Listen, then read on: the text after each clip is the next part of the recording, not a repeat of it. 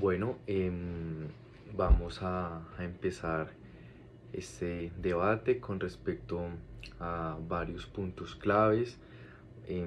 Básicamente, este debate que va a ser un poco enfocado a exponer ciertos temas muy importantes como son la globalización, el libre comercio, las instituciones internacionales, y vamos a profundizar un poco en cada una de ellas, dando como prioridad a profundizar también en ciertos detalles como el Banco Mundial, mencionar un poco sobre el Fondo Monetario Internacional, cuál ha sido el impacto en la economía internacional, pero también brindando una perspectiva personal, mmm, con posiciones positivas, pero también generando desde un análisis ciertas posiciones también como negativas, ciertos aspectos negativos de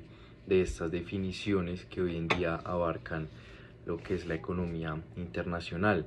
Entonces podemos introducir con respecto a lo que se ha leído del capítulo 1 y 8 de Carbock, de este libro del año 2017, donde en el capítulo 1 básicamente da una introducción a lo que es la economía internacional, dando un resumen así como ciertos conceptos básicos de la economía internacional, donde se tiene muy incluido la importancia del comercio global y el impacto en el mundo actual, y también ciertas razones detrás de las transacciones internacionales y su impacto, así como los beneficios del comercio para los países, y dando un poco de introducción a la historia de este libre comercio y globalización para a nivel mundial. Dando un análisis para este debate, siento que unos aspectos claves a rescatar de este capítulo es el mencionar el gran impacto de la ventaja comparativa, que ha sido una de las definiciones que han surgido desde hace muchos años, que ha sido la base de desarrollo económico para muchos países. Entonces siento que es muy importante al estudiar un MBA, una maestría, al rodearse de un entorno administrativo, claramente con un enfoque internacional. Por ejemplo, en mi caso, que yo estudié negocios internacionales, siempre tuve muy presentes estos temas, y me parece muy valioso poder rescatar y poder profundizar mucho más en este tipo de conceptos que nos rodean al día de hoy, y entender cómo se maneja la economía internacional. Esta ventaja comparativa básicamente es la manera en la que los países se benefician al especializarse o al enfocarse en la producción de bienes en la que son más eficientes, es decir, se enfocan básicamente en los productos que más producen de una manera más eficiente, más rápida, más abundantes, como sacarle provecho a esos productos. Como sabemos, en Latinoamérica abundan ciertos productos agrícolas, pero no todos los países de Latinoamérica se especializan en los mismos productos. Hay unos que sí comparten este beneficio de la ventaja comparativa, pero hay países que específicamente tienen ventajas sobre unos productos en específico, y que ningún país alrededor, y se podría hablar en algunos casos que ningún país en el mundo, podría compartir estos mismos beneficios. Otro concepto clave, y yo creo que es como el concepto que abarca absolutamente todo lo que estamos viviendo actualmente y desde hace muchos años, y el gran impacto que ha generado tanto en la economía como en las familias, como en los gobiernos de hoy en día. Prácticamente impacta todas las áreas, que es la globalización.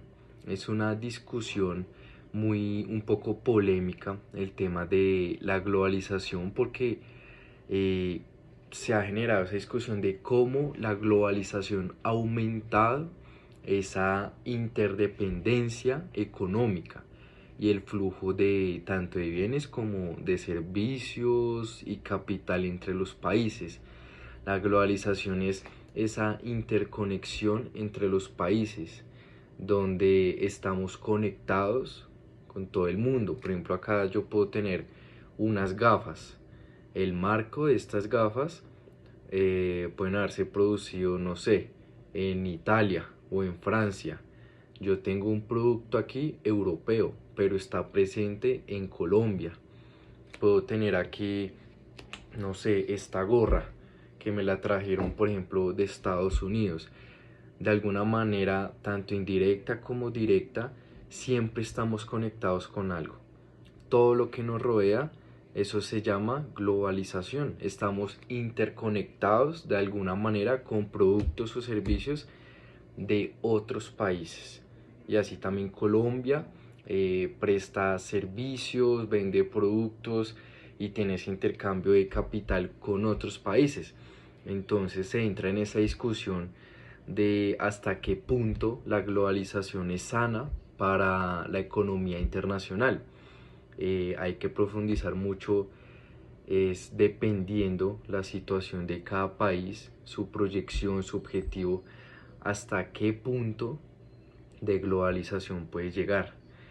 Hay casos donde hay países que se abren mucho a la globalización, quitan absolutamente todas las barreras al comercio internacional y lo que pasa es que su mercado nacional no puede persistir. Entonces, claro, hay, por ejemplo, en Colombia, si en Colombia no existiera tanta protección para la importación de textiles, claramente los productos nacionales no podrían perdurar con el tiempo, porque sabemos que, por ejemplo, en China o en otros países donde se produce bastante algodón, es mucho más económico importar textiles que incluso producirlos a nivel nacional, porque Colombia no es productor del algodón. Entonces producir telas aquí de buena calidad a veces se vuelve más costoso que importarlos de otros países. Y así con muchos productos. Es una manera de proteger el mercado nacional y hay países que quitan absolutamente por completo todas estas barreras y les falta analizar hasta qué punto se puede llegar esa globalización a afectar el mercado nacional y la población de ese país. Y ya claramente por otro lado hay países que son extremadamente cerrados al comercio internacional, que colocan barreras, quizás también por ciertas posiciones políticas donde quieren proteger completamente al mercado nacional, así tengan que romper relaciones internacionales, así tengan que romper tratados. El objetivo principal es proteger el mercado nacional, pero ahí es donde uno entra a analizar lo mismo, hasta qué punto es sabio, porque si nos cerramos completamente a otros países, esos mismos países también nos van a cerrar las puertas a nosotros. En el mundo la globalización se ha basado en un negocio gana-gana. El otro país con el que estamos haciendo negocios gana a costa de lo que nosotros le damos y así mutuamente nosotros ganamos a costa de lo que ellos nos dan. Si nosotros le cerramos la puerta a un país, ellos lo van a hacer. Y es importante entender también la balanza comercial. Para un país es fundamental las exportaciones, porque es donde uno recibe las divisas a nivel internacional y protege un poco el mercado. También el tema de las instituciones internacionales, mencionar, como ya lo habían dicho, con base a esas instituciones que regulan el comercio internacional, las finanzas globales, como son la OMC, el FMI y el Banco Mundial. Ya hablando un poco sobre el capítulo 8 que habla sobre las políticas comerciales, pues examina un poco esas diversas políticas comerciales que los gobiernos toman o implementan, tales como aranceles, cuotas, subsidios, tratados, y el impacto y los efectos en la economía nacional e internacional, que es lo que ya les venía comentando, el tema de los aranceles y las cuotas. Los aranceles y las cuotas, claro, afecta el precio de los bienes importados. Si tú importas, no sé, un repuesto para maquinaria de construcción, mmm, y lo vas a vender o lo vas a utilizar para tu empresa, se le coloca el arancel del 10% para proteger la industria nacional. Entonces tú le tienes que pagar sobre el valor de la mercancía un 10% adicional. Pero también esto puede conducir a ciertas represalias comerciales, que ya lo es lo que les había dicho anteriormente. También adicionalmente la política comercial estratégica, que es abriendo brecha a un análisis de entender cómo los países han utilizado ciertas políticas comerciales para desarrollar ciertas industrias estratégicas. Y también otro tema que me parece muy importante rescatar son las barreras no arancelarias, que es también una discusión muy importante sobre las formas de barreras comerciales, como regulaciones, y también puede ser, por ejemplo, pueden ser estándares que puedan limitar el comercio internacional, que también es clave. Podemos eh, analizar un poco y exponer un poco sobre los capítulos 10 y 12 de Krugman y Obstel y Melitz, um, basándonos en la política comercial internacional, que habla también sobre un poco sobre la teoría y ya sobre la práctica de las políticas comerciales, que como muy bien hablaba este capítulo, es la manera en cómo impacta en el bienestar de los países, incluyendo ese efecto sobre los consumidores y productores. ¿Qué pasa si se aplican estas políticas? ¿A quién afecta y a quién beneficia? Siempre es importante entender y comprender las dos partes, las dos caras de la moneda al momento de aplicar este tipo de políticas. Argumentos a favor y en contra del libre comercio. Claro, discusiones sobre los pros y contras de libre comercio y la protección comercial fueron puntos claves de este capítulo, que muy bien los autores lo explicaron de una manera muy detallada con ejemplos, y también el tema de los acuerdos comerciales, que es también como una estrategia que se tiene de la globalización, eh, basándonos en análisis de los diferentes tipos de acuerdos comerciales bilaterales y multilaterales y su impacto en la economía global. Metiéndonos ya un poco en el tema político, hay que entender, creo que estos capítulos no le explicaron muy bien, pero algo que podemos tomar como ejemplo de una integración económica real es la Unión Europea. Yo recuerdo en la universidad, me impacta mucho que la integración económica tiene varios niveles, y la Unión Europea es como prácticamente el continente que mejor integración económica y política tiene.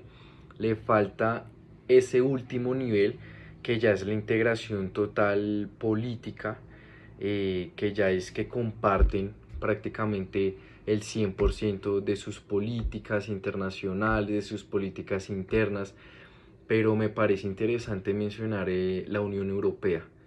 Recuerdo que eran como 4 fases de integración económica y política, eh, y me parece muy importante mencionar que ya cuentan con integración económica, integración arancelaria, tienen ya su pasaporte Schengen. Los europeos que están dentro de la Unión Europea pueden transitar sobre los países de la Unión Europea sin ningún problema.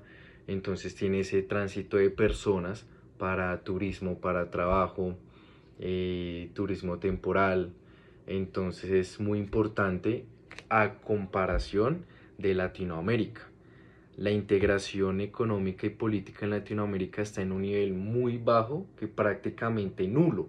Existen ciertos tratados, existe la ANDI, sí, la Comunidad Andina y demás, Mercosur, que son ciertas integraciones, pero nada de comparación como la Unión Europea, o incluso también ciertas integraciones que se dan en Asia, que también me parece muy interesante mencionarlo a simple rasgo, porque me parece increíble que a veces, por ejemplo, en el tema del turismo, la integración económica en Latinoamérica es tan baja que algunas temporadas es más barato ir a Europa o a Estados Unidos que a viajar aquí mismo en Latinoamérica. Yo he mirado e incluso hice un estudio hace como 2 años sobre eso, de las razones por las cuales Latinoamérica tiene un nivel de integración tan bajo. Hay ciertos factores, el principal es las diferencias políticas, eso sí hay que tenerlo muy claro. Latinoamérica ha tenido el tema político muy dividido, políticas de izquierda, políticas de derecha, y claro, cuando son dos posiciones completamente extremas, hablando políticamente, se genera que se coloquen barreras, primeramente al turismo, barreras arancelarias, usted por un lado, yo por mi lado, yo le cierro las puertas de mi país a usted porque yo no comparto pensamientos políticos con usted, mientras que con este país sí. Entonces se desintegra por completo eh, esta función de economía internacional un poco más eh, integrada, ¿sí? Se pierde ese objetivo. También la extensión geográfica es difícil. Ustedes saben, en Europa los trenes de carga son mucho más eficientes aquí por el tema geográfico, que estamos con cordilleras, la tierra en Latinoamérica es muy difícil para interconectar el comercio internacional.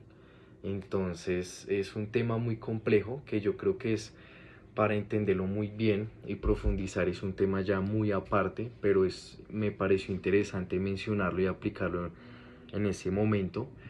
Eh, y bueno, ya yéndonos un poco más allá sobre información complementaria sobre libre comercio, pues el libre comercio implica claramente, como lo he venido explicando, esa eliminación de barreras al comercio internacional.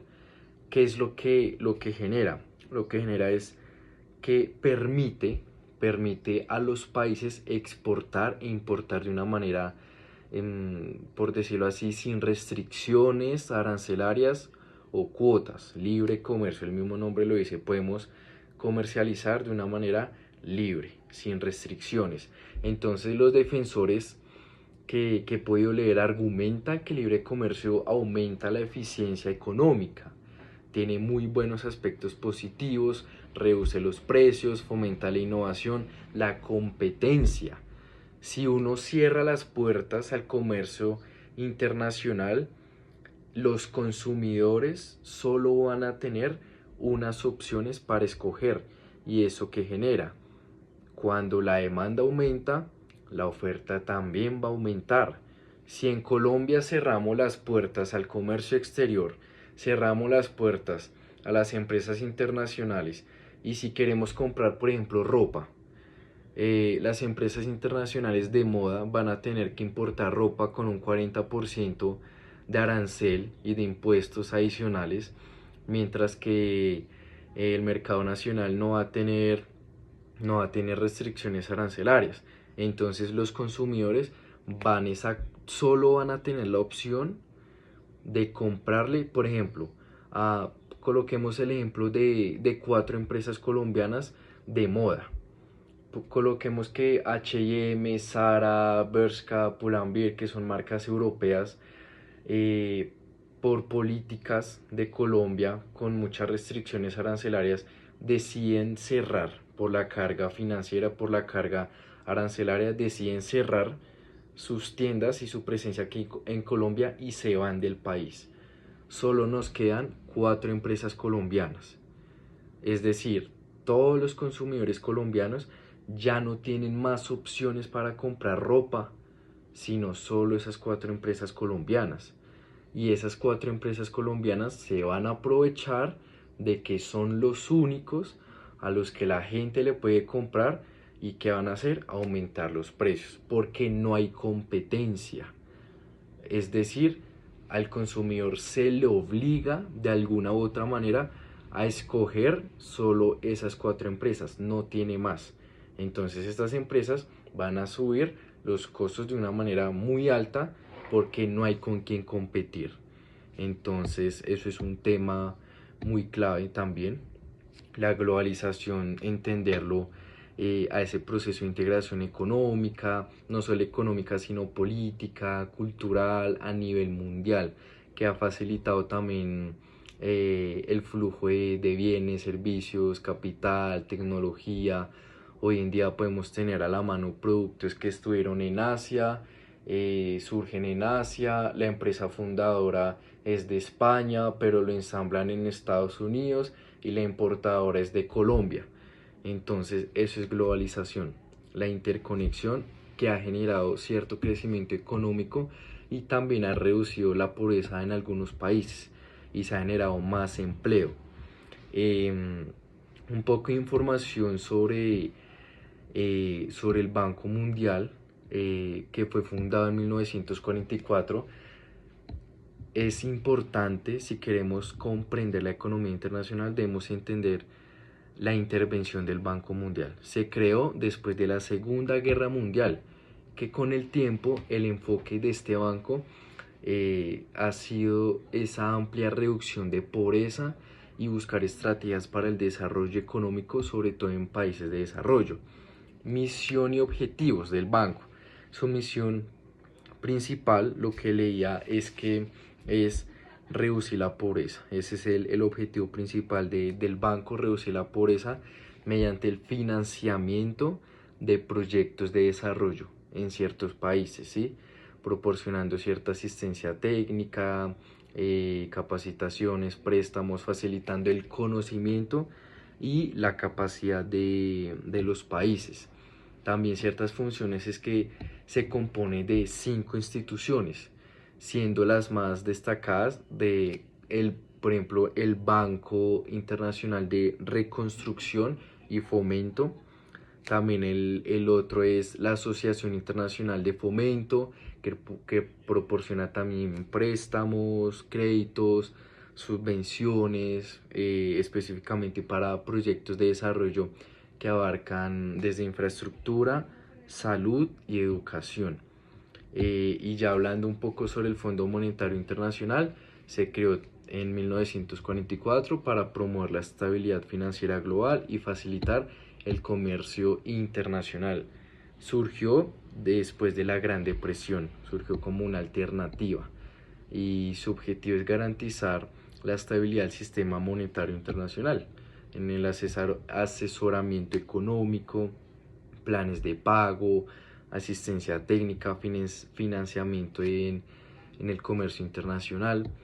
Y ya básicamente son como estas instituciones que debemos comprender antes de entrar también un poco más en esta exposición, sobre todo en el tema de los organismos multilaterales, que es como la primera parte a mirar, que no conocen las problemáticas particulares de cada país.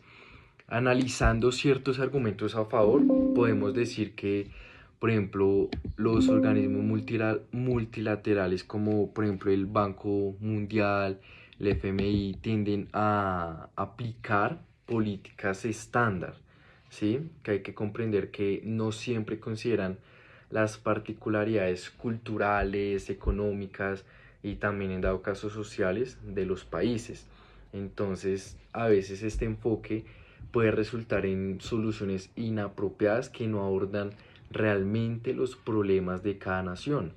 Unos argumentos en contra sería básicamente el tema de que estos organismos realizan investigaciones extensas y consultas en los gobiernos locales y antes de implementar políticas. Tienen oficinas y representantes en muchos países, lo cual les permite obtener información detallada sobre las condiciones locales, aunque no siempre es perfecto este desarrollo.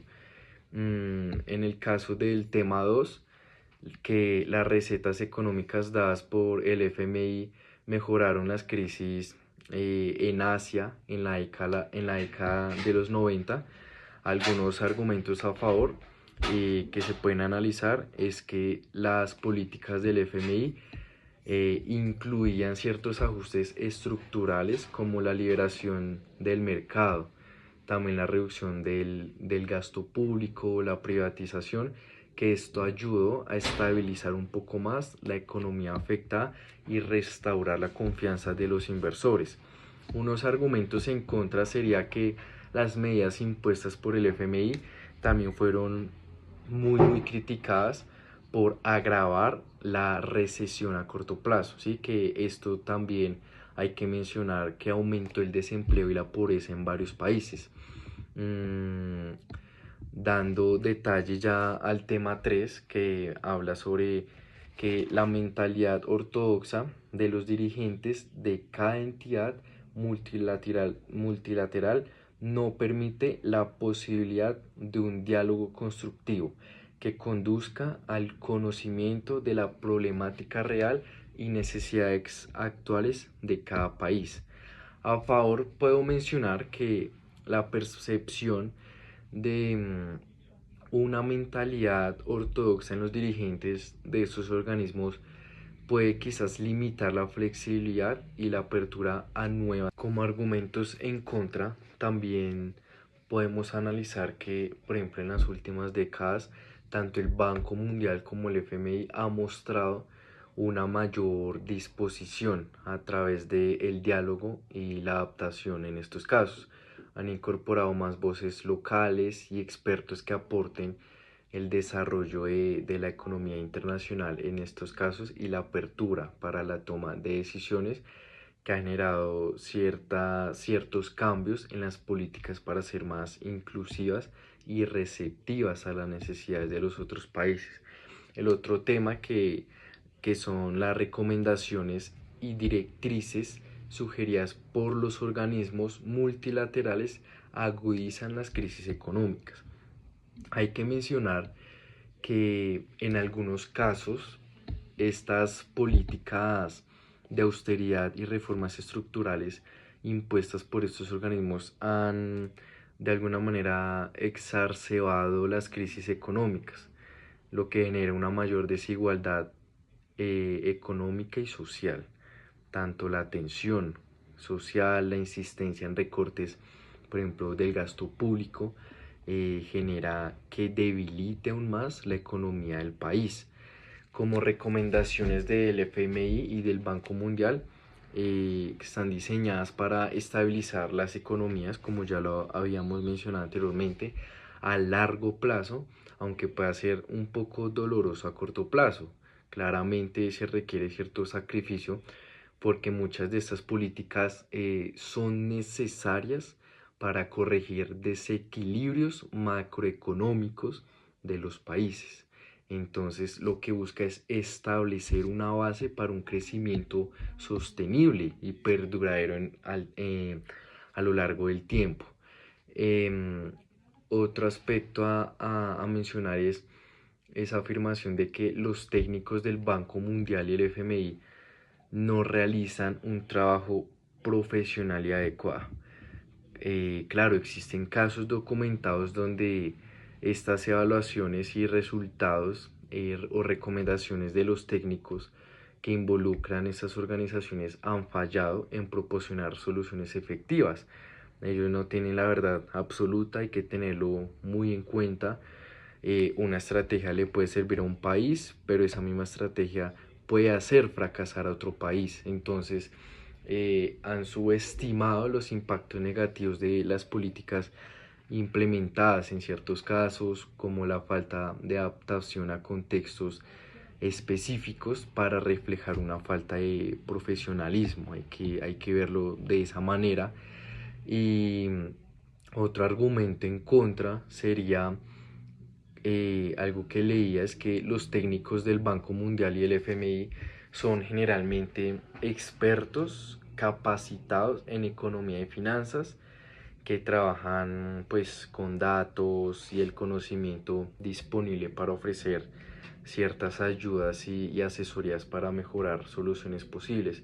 Entonces, este tipo de críticas a veces surgen de la implementación y las circunstancias locales, más que de la calidad que en realidad presenta el trabajo técnico realizado. Entonces, eso es algo muy importante para aclarar.